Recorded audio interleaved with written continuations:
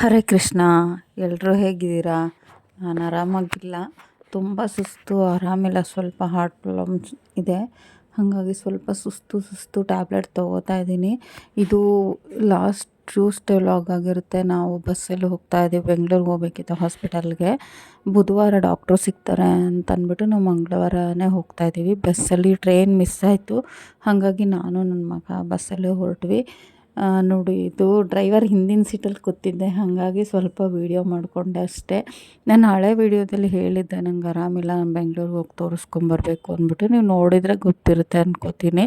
ಹಳೆ ವೀಡಿಯೋ ಒಮ್ಮೆ ಚೆಕ್ ಮಾಡಿ ಪ್ಲೀಸ್. ಹೊಸಬ್ರು ಯಾರಾದರೂ ನನ್ನ ಚಾನಲ್ ನೋಡ್ತಾಯಿದ್ರೆ ಸಬ್ಸ್ಕ್ರೈಬ್ ಮಾಡ್ಕೊಂಡು ನೋಡಿ, ಸಪೋರ್ಟ್ ಮಾಡಿ. ಎಷ್ಟು ವೀಡಿಯೋ ಮಾಡ್ಕೊಳ್ಳೋಕೆ ಅವಕಾಶ ಇದೆಯೋ ಅದನ್ನು ಮಾತ್ರ ಮಾಡ್ಕೊಂಡು ನಾನು ವೀಡಿಯೋ ಇದು ಮಾಡಿದ್ದೀನಿ, ಅಪ್ಲೋಡ್ ಮಾಡಿದ್ದೀನಿ ಅಷ್ಟೇ.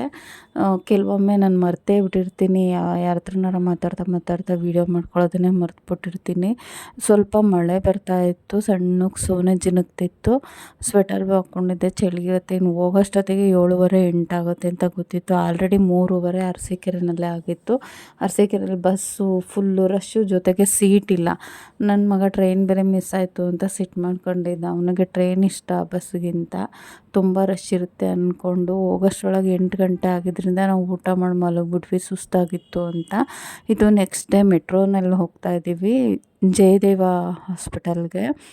ಅಂದರೆ ನಂದು ಹಳೇದೇ ಫೈಲೆಲ್ಲ ಇತ್ತು, ಅದನ್ನು ತೊಗೊಂಡು ಹೋಗ್ತಿದ್ದೀವಿ. ನಾನು ನನ್ನ ಮಗ ಇಬ್ಬರೂ 7:30ಗೆ ಬಂದಿದ್ದೀವಿ. ಅಲ್ಲಿ 9:30 ಅಷ್ಟೊತ್ತಿಗೆ ಹೋಗ್ಬೋದು ಅಂದ್ಕೊಂಡು ನಾವು ಹೋಗ್ತಿರೋದು ಕೆಂಗೇರಿನಲ್ಲಿ ಮತ್ತೆ ಮೆಜೆಸ್ಟಿಕ್ ಇಳ್ಕೊಂಡು ಅಲ್ಲಿ ಮತ್ತೆ ಚೇಂಜ್ ಮಾಡಬೇಕು. ಎಲ್ಲೋ ಲೈನ್ ಇದಕ್ಕೆ ಹೋಗಬೇಕು ಮೆಟ್ರೋಗೆ.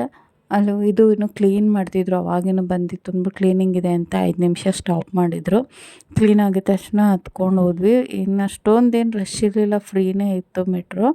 ಬೆಳಗ್ಗೆ ಅಲ್ವಾ ಅದಕ್ಕೆ. ಆಮೇಲೆ ಮೆಜೆಸ್ಟಿಕ್ ಹತ್ರ ಸ್ವಲ್ಪ ರಶ್ ಆಯಿತು. ನೆಕ್ಸ್ಟ್ ಸ್ಟೇಷನ್ ಇದು, ಇಲ್ಲಿಂದನೇ ಬಿಡೋದ್ರಿಂದ ಅಷ್ಟು ಜನ ಇರಲಿಲ್ಲ ಅನ್ಕೋತೀನಿ. ಒಂಥರ ಚೆನ್ನಾಗಿರುತ್ತೆ, ಬಸ್ಗಿಂತ ಮೆಟ್ರೋನಲ್ಲಿ ಬೇಗ ಹೋಗ್ಬೋದು, ಬೇಗ ಕೆಲಸ ಆಗುತ್ತೆ ಅಂತ ಅನಿಸುತ್ತೆ. ನನಗಿಷ್ಟ ಆಯಿತು ಮೆಟ್ರೋನಲ್ಲಿ ಜರ್ನಿ ಮಾಡಿದ್ದು. ಇದು ಏನು ಅನ್ಕೋತೀವೋ ಅದು ಯಾವುದೂ ಆಗೋಲ್ಲ ಲೈಫಲ್ಲಿ. ಯಾವುದನ್ನು ಮತ್ತೆ ನಾನು ಎಲ್ಲಿ ಹೋಗಬಾರ್ದು, ಎಲ್ಲಿಗೆ ಹೋಗಬಾರ್ದು ಅಂದ್ಕೊತೀವೋ ಅಲ್ಲಿಗೆ ಕಳಿಸ್ತಾನೆ ಭಗವಂತ. ನಾನು ಜಯದೇವ ಹಾಸ್ಪಿಟಲ್ಗೆ ಹೋಗಿ 7-8 ವರ್ಷ ಆಯಿತು. ಆವಾಗ ಬೇಡ ಅಂತ ಹೇಳಿದರು ಡಾಕ್ಟ್ರು, ಟ್ಯಾಬ್ಲೆಟ್ ಇಂಜೆಕ್ಷನ್ ಏನೂ ಬೇಡ ಅಂತ ಹೇಳಿದರು. ತುಂಬ ಖುಷಿಯಿಂದ ಬಂದಿದ್ದೆ. ಮತ್ತು ನಮ್ಮ ದೇವ್ರಿಗೆ ನಮಸ್ಕಾರ ಮಾಡ್ಬಿಟ್ಟು ಬಂದಿದ್ದೆ, ಅಲ್ಲ ಗಣೇಶನಿಗೆ. ಮತ್ತು ಇನ್ನೊಮ್ಮೆ ನನಗೆ ಇಲ್ಲಿಗೆ ಬರೋ ಅವಕಾಶ ಬೇಡ ಕಣಪ್ಪ, ಅಂಥ ಪರಿಸ್ಥಿತಿ ತರಬೇಡ ಅಂತ. ಅದು ಯಾಕೋ ಗೊತ್ತಿಲ್ಲ, ವರಮಹಾಲಕ್ಷ್ಮಿ ಹಬ್ಬದ ದಿನ ಸಖತ್ತು ಪೇಯ್ನ್ ಶುರುವಾಯಿತು. ಅಲ್ಲಿಂದ ನನಗೆ ಆರಾಮಿಲ್ದಂಗೆ ಆಯಿತು, ಸುಸ್ತು. ಬಟ್ ನನ್ನ ಮಗ ಕೇಳ್ತಿಲ್ಲ, ನಾನು ಇದು ಹೋಗಲೇಬೇಕು, ಕರ್ಕೊಂಡು ನೋಡೋಣ, ಚೆಕ್ ಮಾಡಿಸೋಣ ಅಂತ ಹಠ ಮಾಡಿ ಕರ್ಕೊಂಡೋದ. ಬಂದ್ವಿ ಜಯದೇವ ಹಾಸ್ಪಿಟಲ್ ಹತ್ರ. ಹಿಂಭಾಗಕ್ಕೆ ಹೋಗಿದ್ವಿ ನಾವು, ಹಿಂದಿನ ಗೇಟಿಗೆ. ಅಂದರೆ ಮುಂದ್ಗಡೆ ಹೋಟೆಲ್ ಇಲ್ಲ, ಹಾಗಾಗಿ ಹಿಂದ್ಗಡೆ ಗೇಟಲ್ಲಿ ಸ್ವಲ್ಪ ಒಂದು ದೋಸೆ ತೊಗೊಂಡೆ. ನನಗೆ ಇಡ್ಲಿ ಸಾಂಬಾರು ಸಾಕು ಅಂತಂದೆ. ಒಂದು ವಡೆನೂ ತಂದುಕೊಟ್ಟಿದ್ದ, ಪಾಪ ತಿನ್ನು, ಎಂಜಾಯ್ ಮಾಡು ಅಂತ. ತಿನ್ಕೊಂಬಿಟ್ಟು ಈ ಹಾಸ್ಪಿಟಲ್ಗೆ ಹೋಗ್ತಿದ್ವಿ. ಹಿಂದೆಯಿಂದ ಮುಂದ್ಗಡೆ ಗೇಟಿಗೆ ಹೋಗ್ಬೇಕು ನಾವೀಗ, ಎಂಟ್ರೆನ್ಸಿಗೆ ಹೋಗ್ತಾ ಇದ್ದೀವಿ. ನನ್ನ ಮಗನಿಗೆ ಅಷ್ಟು ಐಡಿಯಾ ಇಲ್ಲ, ಏಕೆಂದರೆ ಅವ್ನು ಇದೇ ಫಸ್ಟ್ ಟೈಮ್ ನನ್ನ ಜೊತೆ ಹಾಸ್ಪಿಟಲಿಗೆ ಬಂದಿದ್ದು. ಯಾವಾಗಲೂ ನಮ್ಮ ಅಮ್ಮ ಬರೋರು ಇಲ್ಲ, ಅಮ್ಮ ಹೋದ್ಮೇಲೆ ಅಕ್ಕ ಬರ್ತಿದ್ರು ನನ್ನ ಜೊತೆ.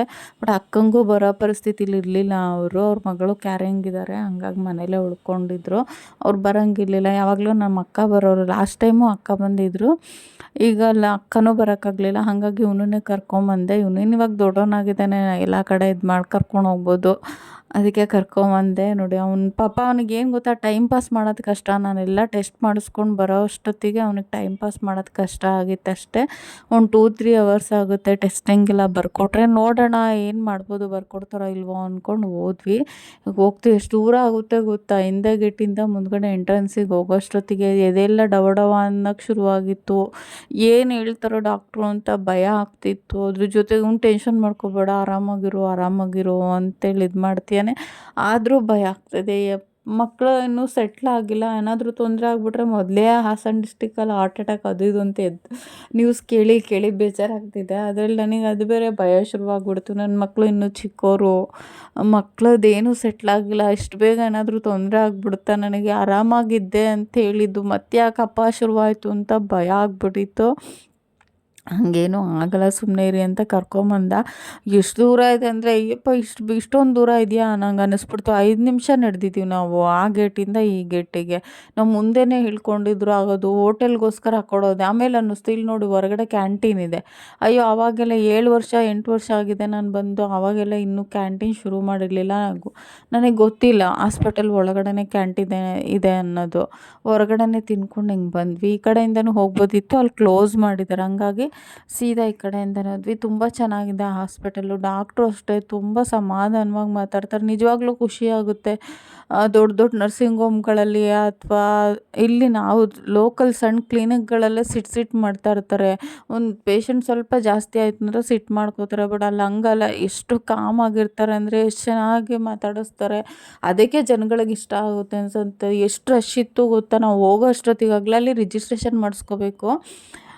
ಹೊಸ ಪೇಷಂಟಿಗೆ ಎಷ್ಟು ತೊಗೋತಾರೋ ಗೊತ್ತಿಲ್ಲ. ನಮ್ದು ಹಳೇದು ಫೈಲ್ ಇತ್ತು, ಹಾಗಾಗಿ 150 ರೂಪೀಸ್ ತೊಗೊಂಡು ರಿಜಿಸ್ಟ್ರೇಷನ್ ಮಾಡಿಸ್ಕೊಂಡು ಹೋದ್ವಿ. ನೋಡಿ ಇವಾಗ ಒಳಗಡೆ ಹೋಗ್ತಿದ್ವಿ. ಇಷ್ಟು ಬೇಗ ಇಷ್ಟೊಂದು ಜನ ಬಂದುಬಿಟ್ಟಿದ್ದಾರಾ ಅಂತ ಅನ್ನಿಸ್ಬಿಡ್ತು. ಎಲ್ಲೆಲ್ಲಿಂದ ಬಂದಿದ್ರು ಅಂದರೆ ಅವ್ರು ಹೇಳೋದು ಕೇಳಿದ್ರಪ್ಪ ಅಷ್ಟು ದೂರದಿಂದ ಬಂದಿಯಾರಾ ಅಂತ ಆಯಿತು. ಇದು ಕೋಲಾರಿಂದ ಬಂದಿದ್ದರು, ಮಂಡ್ಯ, ಮೈಸೂರು, ಎಷ್ಟೊಂದು ದೂರದಿಂದ. ಮೈಸೂರಲ್ಲೇ ಇದೆ ಜಯದೇವ, ಆದರೂ ಅವ್ರು ಅಲ್ಲಿ ಹೋಗಲ್ಲಂತೆ. ಇಲ್ಲೇ ಬಂದು ತೋರಿಸ್ತೀವಿ ಅಂತಂದರು. ಇದು ಎಂಟ್ರೆನ್ಸು, ಹೋಗ್ತಾ ಇದ್ದೀವಿ ಒಳಗಡೆ.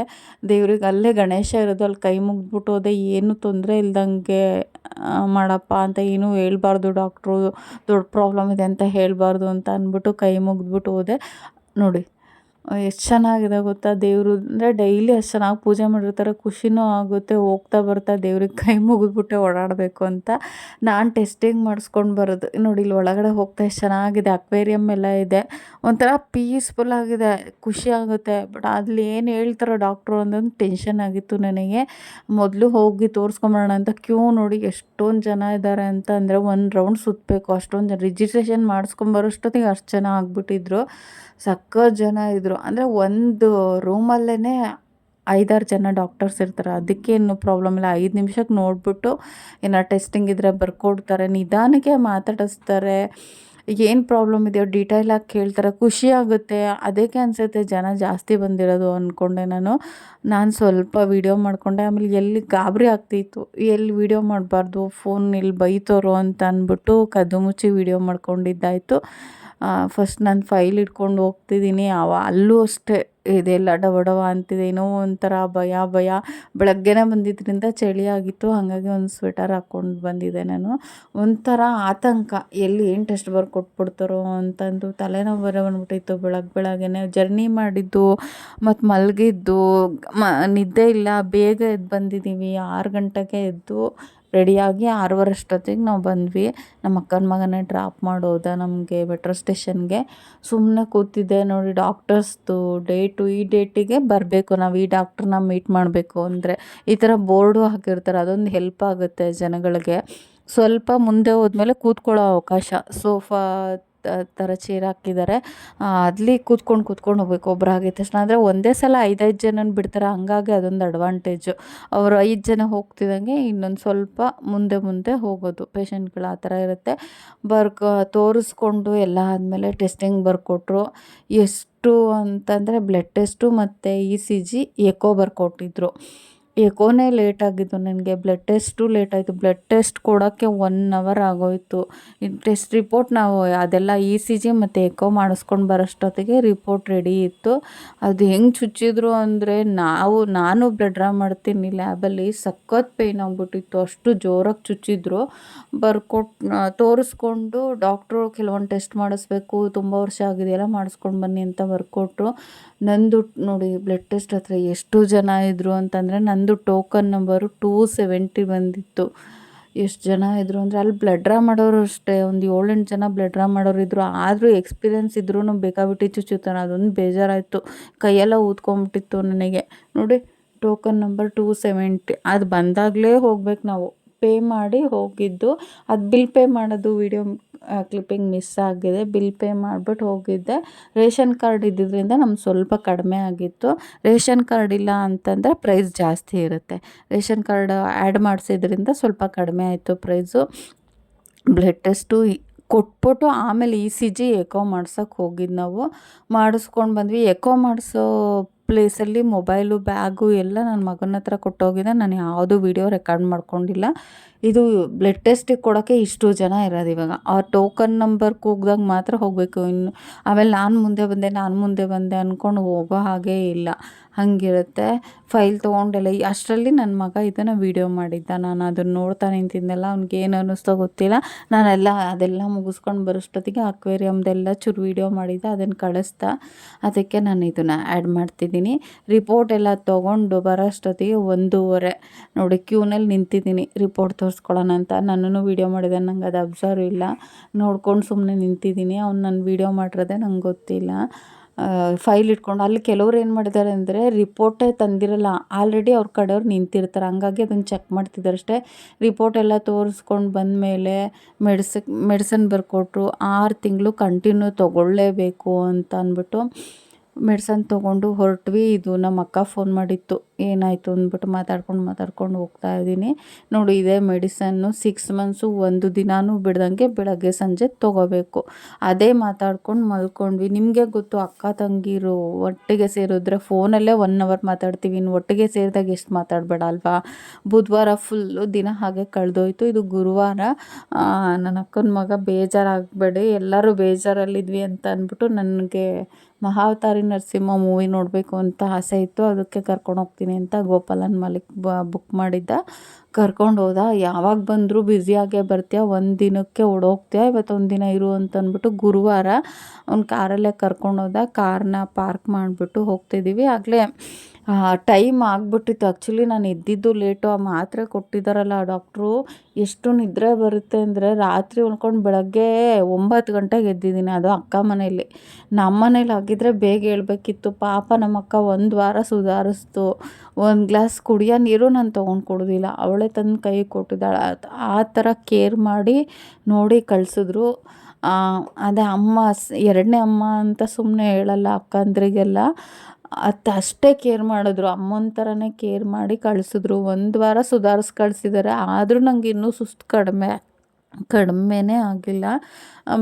ಇದು ಇದರಲ್ಲಿ ಪಾರ್ಕಿಂಗಲ್ಲಿ ಕಾರ್ ಪಾರ್ಕ್ ಮಾಡಿಬಿಟ್ಟು ನಾವು ಲಿಫ್ಟಲ್ಲಿ ಹೋದ್ವಿ 2nd ಫ್ಲೋರಿಗೆ. ನನ್ನ ಮಕ್ಕಳೆಲ್ಲ ಇಬ್ಬರು ಹೈಟು ಸ್ವಲ್ಪ, ಅವ್ರ ಕ್ಯಾಮ್ರಾ ಕೈ ನೋವು ಬಂದುಬಿಡ್ತು. ನನಗೆ ಮೊಬೈಲ್ ಹಿಂಗೆ ಹಿಡ್ಕೊಂಡು ಕೊನೆಗೆ ಅವನೇ ಅಡ್ಜಸ್ಟ್ ಮಾಡ್ದೆ. ಕೊಡಿಲಿ ನಾನೇ ಹಿಡ್ಕೊತೀನಿ ಅಂತ ಅಂದ್ಬಿಟ್ಟು ಚೂರು ನಾನು ವೀಡಿಯೋ ಮಾಡ್ಕೋಬೇಕು ಅಂಥೇಳಿ ಹೆಲ್ಪ್ ಮಾಡ್ದೆ. ಅಷ್ಟು ಹೈಟ್ ಇದ್ದರೆ ನಾನು ಎಷ್ಟು ಎತ್ತರಕ್ಕೆ ಕೈ ಎತ್ತಬೇಕು ಹೇಳಿ. ಲಿಫ್ಟು ಬಂತು. ಗೋಪಾಲನ್ ಸಿನಿಮಾಸ್ಗೆ ಹೋಗ್ತಿದ್ದೀವಿ. ಒಂಥರ ಖುಷಿ, ಒಂಥರ ನನ್ನ ವಿಚಾರದಲ್ಲಿ ಪಾಪ ಅವ್ರಿಗೆಲ್ಲ ಬೇಜಾರಾಗಿತ್ತು. ಒಂದು 7-8 ವರ್ಷದಿಂದ ಏನೂ ತೊಂದರೆ ಇರಲಿಲ್ಲ. ಈಗ ಯಾಕಪ್ಪ ಈ ಥರ ತೊಂದರೆ ಕಾಣಿಸ್ಕೊಂತು. ಅವರಿಗೂ ಭಯ ಸ್ವಲ್ಪ. ಬೇರೆ ಜ್ವರ, ಶೀತ, ಕೆಮ್ಮು ಥರ ಅಲ್ವಲ್ಲ ಇದು ಕಾಯಿಲೆ.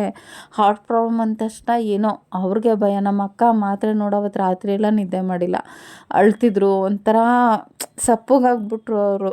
ಯಾಕೆ ಹಿಂಗಾಗ್ಬಿಡ್ತು, ಎಲ್ಲದೂ ಸೆನ್ಸಿಟಿವ್ ಸ್ವಲ್ಪ ನೋಡೋಕೆ ಹಂಗಿರ್ತಾರೆ. ಅಂದರೆ ಅವ್ರಿಗಿಂತ ಚಿಕ್ಕವ್ರಿಗೆ ಏನಾದ್ರು ತೊಂದರೆ ಆದರೆ ಎಷ್ಟು ಸಂಕಟ ಪಡ್ತಾರೆ ಅಂತ ಗೊತ್ತಾಯ್ತು ಅಷ್ಟೇ. ಮೂವಿ ನೋಡ್ಕೊಂಡು ಆಚೆ ಬಂದ್ವಿ. ಜನ್ಮಾಷ್ಟಮಿಲಿ ಪೂಜೆ ಮಾಡಿದ್ದಾರೆ ಅನಿಸುತ್ತೆ. ಅದೆಲ್ಲ ಕೃಷ್ಣನ ಫೋಟೋ ಹಾಕಿ ತುಂಬ ಚೆನ್ನಾಗಿತ್ತು. ಅದನ್ನು ಚೂರು ವೀಡಿಯೋ ಮಾಡಿಕೊಂಡೆ.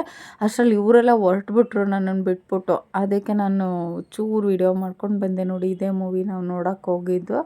ಒಂಥರ ಖುಷಿಲಿ ಬಂದಾಗ, ಮಾಲಿಗೆ ಬಂದಾಗ ವೀಡಿಯೋ ಮಾಡ್ಕೊಳ್ಳೋದು, ಫೋಟೋ ತೊಗೊಳ್ಳೋದು ಎಲ್ರಿಗೂ ಖುಷಿ.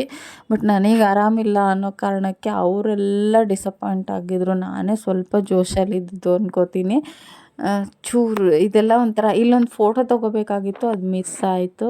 ನೋಡಿ, ಇದೇ ಮೂವಿ ನೋಡೋಕ್ಕೆ ಹೋಗಿದ್ದು ನಾವು, ನೋಡ್ಕೊಂಡು ಬಂದಿದ್ದು. ಆಮೇಲೆ ಅಲ್ಲಿಂದ ಬಂದು ಐಸ್ ಕ್ರೀಮ್ ಬೇಕು ಅಂತ ಅಂದ್ಬಿಟ್ಟು ನಾನು, ನನ್ನ ಮಗ ಮತ್ತು ನನ್ನ ಮಗ ಕೊಡಿಸ್ದ ನಮಗೆ. ಇದು ಮೊಬೈಲ್ ಪೌಚ್ ತೊಗೋಬೇಕು ಅಂತ ಅಂದ್ಬಿಟ್ಟು ಹೋಗಿದ್ದು. ತೊಗೊಂಡು ಬಂದ್ವಿ. ಆಮೇಲೆ ಐಸ್ ಕ್ರೀಮ್ ತಿಂದ್ಕೊಂಡು ಮನೆ ಕಡೆಗೆ ಬಂದ್ವಿ. ಒಂಚೂರು ವೀಡಿಯೋ ಮಾಡ್ಕೊಂಡಿದ್ದೆ ಮೂವಿದು, ಅದನ್ನು ಆ್ಯಡ್ ಮಾಡ್ತೀನಿ ನೋಡಿ. ಇದೆಷ್ಟು ಚೆನ್ನಾಗಿದೆ. ಯಾರಾದರೂ ನೋಡಿಲ್ಲ ಅಂದರೆ ಒಂದು ಸಲ ನೋಡಿ, ಮಕ್ಳಿಗೆ ತೋರಿಸಿ. ತುಂಬ ಚೆನ್ನಾಗಿದೆ, ತುಂಬ ಡಿಟೈಲಿಂಗ್ ಆಗಿದೆ. ಎಷ್ಟು ಚೆನ್ನಾಗಿ ಡಿಟೈಲ್ ಕೊಟ್ಟಿದ್ದಾರೆ ಅಂತಂದರೆ, ದೇವ್ರದ್ದೆಲ್ಲ ತೋರಿಸಿದ್ರೆ ನಾವೆಲ್ಲ ನೋಡಿದ್ವಿ ಆವಾಗಿನ ಇದರಲ್ಲಿ. ಇದು ಅನಿಮೇಟೆಡು ತುಂಬ ಚೆನ್ನಾಗಿದೆ. ಕಾರ್ಟೂನ್ ನೋಡ್ದಂಗೂ ಇರುತ್ತೆ, ಜೊತೆಗೆ ಇನ್ಫಾರ್ಮೇಷನ್ನು ಇದೆ. ತುಂಬ ಚೆನ್ನಾಗಿ ತೆಗ್ದಿದ್ದಾರೆ. ಮೂವಿ ಮಾತ್ರ ಸಖತ್ ಇಷ್ಟ ಆಯಿತು ನನಗೆ. ನಾನು ಮೊದಲೇ ಆಸೆ ನನಗೆ ದೇವರು ಅಂತಂದರೆ ನೋಡಬೇಕು ಅಂತ ಹೇಳಿದ ತಕ್ಷಣ ಪಾಪ ಬುಕ್ ಮಾಡಿ ಕರ್ಕೊಳೋದು. ಅವ್ರು ಆಲ್ರೆಡಿ ನೋಡಿದ್ನಂತೆ ಅವನು, ಆದರೂ ನಮಗೆಲ್ಲ ಕರ್ಕೊಳೋದ ನೋಡ್ತೀವಿ ಅಂತ ಹೇಳ್ಬಿಟ್ಟು ಮೂವಿ ನೋಡಿಕೊಂಡು ಅಲ್ಲೆಲ್ಲ ಸ್ವಲ್ಪ ಸುತ್ತಾಡ್ಕೊಂಡು ಅಷ್ಟೇ ಸುಸ್ತಾಯಿತು ನನಗೆ, ಬಂದು ಮಲ್ಕೊಂಡ್ವಿ. ಮತ್ತಿನ್ನು ಶುಕ್ರವಾರ ಶನಿವಾರ ಎಲ್ಲೂ ಹೋಗಲಿಲ್ಲ, ಫುಲ್ ಸುಸ್ತಾಗಿದ್ದೆ. ಇದು ಭಾನುವಾರದ್ದು ವಿಡಿಯೋ. ಇದು ಟಿಕೆಟ್ ತೊಗೋತಾ ಇದ್ದೀನಿ. ಟ್ರೈನಿಗೆ ಬಂದ್ವಿ, ನಾವು ಆ ಕಡೆಯಿಂದ ಬರ್ತೀವಿ ವಿಶ್ವಮಾನವ ಟ್ರೈನ್ಗೆ 8 ಗಂಟೆಗಿರೋದು. ಇದು ಮೈಸೂರಿಂದ ಬರೋ ಟ್ರೈನು. ಅರಸೀಕೆರೆಗೆ ಬರೋಷ್ಟೊತ್ತಿಗೆ 11:30 ಆಗಿತ್ತು. ನಾನು ಇಷ್ಟೇ ವಿಡಿಯೋ ಕ್ಯಾಪ್ಚರ್ ಮಾಡ್ಕೊಳಕ್ಕಾಗಿದ್ದು. ಈ ವಿಡಿಯೋ ಏನಾದರೂ ನಿಮ್ಗೆ ಇಷ್ಟ ಆದರೆ ಪ್ಲೀಸ್ ಒಂದು ಲೈಕ್ ಮಾಡಿ. ಹೊಸಬ್ರಾದರೂ ನನ್ನ ಚಾನಲ್ ನೋಡ್ತಿದ್ರೆ ಸಬ್ಸ್ಕ್ರೈಬ್ ಮಾಡ್ಕೊಂಡು ನೋಡಿ, ಸಪೋರ್ಟ್ ಮಾಡಿ. ಸಿಗೋಣ ಮುಂದಿನ ವಿಡಿಯೋದಲ್ಲಿ. Thank you.